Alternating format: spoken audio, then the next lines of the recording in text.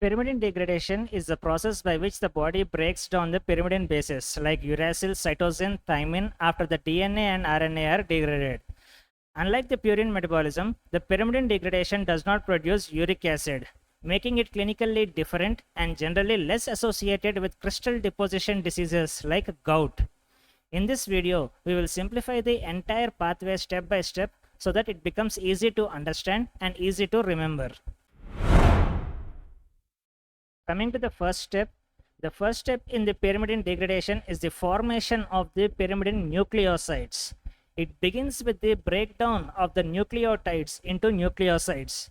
Here, the UMP is converted into uridine, CMP is converted into cytidine, and TMP is converted into thymidine by the action of the enzyme called as nucleotidases. These enzymes, they remove the phosphate group from the nucleotides. That means the important concept here is that dephosphorylation is happening. In the first video of the nucleic acid metabolism, we have discussed about the differences between nucleotides and nucleosides. Nucleosides plus phosphate is the nucleotide. In this step, we have just removed that phosphate group and we got the nucleosides. So that is the first step, dephosphorylation. Now coming to the second step, that is the formation of free pyrimidine bases. If you remove the sugar, the nucleoside becomes the free base, right? So in this step, the pyrimidine nucleosides, they lose their sugar component, that is the ribose sugar or the deoxyribose sugar, to form the free pyrimidine bases. Uridine forms uracil, cytidine forms cytosine, thymidine forms thymine through the action of the enzyme nucleoside phosphorylase. This enzyme breaks the bond between the sugar and the nitrogenous base.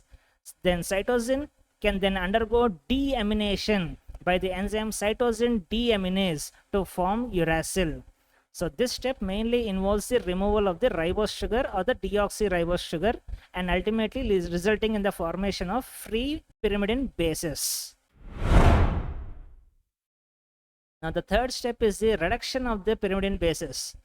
Now the free pyrimidine bases, they undergo reduction.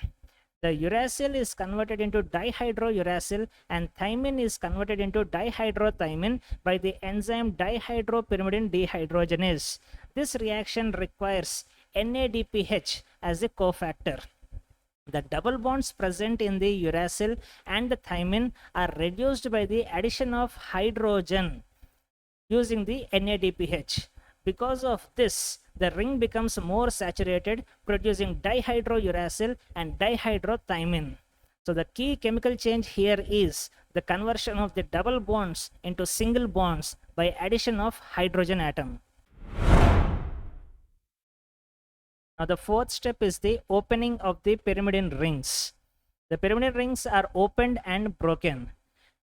Dihydropyrimidinase is the enzyme that cleaves the cyclic ring structure of dihydrouracil and dihydrothymine to form the open chain compounds called as β-ureidopropionate and β-ureidopropionate. So the major structural change here is the conversion of a closed heterocyclic ring molecule into a linear open chain molecule.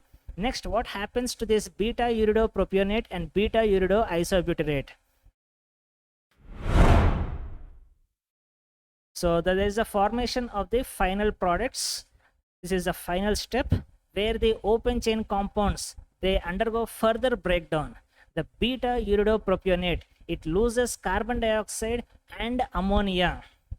As you can see in the right half of the picture, they lose the carbon dioxide and ammonia to form β-alanine, while β-ureidopropionate, it forms β-aminoisobutyrate. The important changes here are the removal of the urido group, release of the carbon dioxide and ammonia, and formation of smaller water-soluble amino acid derivatives that can enter other metabolic pathways or can be excreted.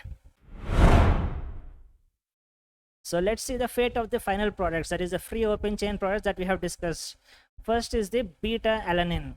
The beta-alanine produced from the pyrimidine degradation is used in the synthesis of compounds like carnosine and anserine. The other one is the beta-aminoisobutyrate. It is mainly excreted in the urine, and the increased urinary levels may occur in conditions with increased breakdown, such as leukemia. An important clinical condition associated with this pathway is the dihydropyrimidine dehydrogenase deficiency, where the pyrimidine degradation is impaired. These patients can develop severe toxicity with 5-fluorouracil therapy because the drug cannot be properly degraded. So this is in short about the pyrimidine degradation.